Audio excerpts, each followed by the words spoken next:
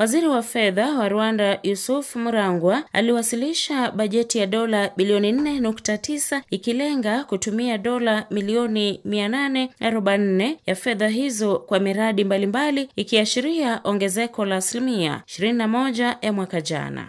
Rwanda inalenga kujenga uwanja wa ndege eneo la Bugesera, kuimarisha afya, makazi na miunganisho ya umeme. Nchini Uganda, kiwango cha bajeti kilisalia wastani na kile cha mwaka jana, ikilenga kuinua pato la taifa kwa dola bilioni 7.55. Waziri wa fedha Matia Kasaija amesema kuwa wanalenga kutumia dola bilioni 20 kutekeleza miradi ya serikali. Uganda inalenga kuboresha sekta ya mafuta na gesi, miundo msingi ikiwemo usafiri wa maji na reli ya kisasa. Uchumi wa Uganda umeimarika na hivyo kujikwamua kutoka kwa msukosuko wa kiuchumi ulioikumba miezi iliyopita.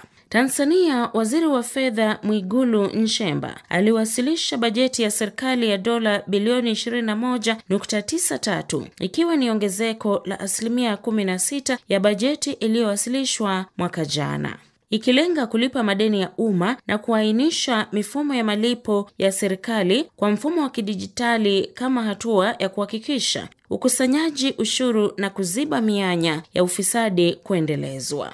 Bajeti ya Kenya ya shilingi trilioni 4.29 iliwasilishwa na Waziri John Mbadi, aliyesema bajeti hiyo ililenga miradi 5 kuu za serikali ikiwemo kilimo, vyama vya biashara ndogondogo na za kadri, makazi, afya na ujenzi wa barabara kuu na masuala ya kidijitali. Bajeti hiyo aidha mara hii haikuongeza ushuru kwa Wakenya. Badala yake, serikali ikipanua idadi ya wanaolipa ushuru. Nikiripotia Pepea Mashariki, jina langu ni Kolikwendo.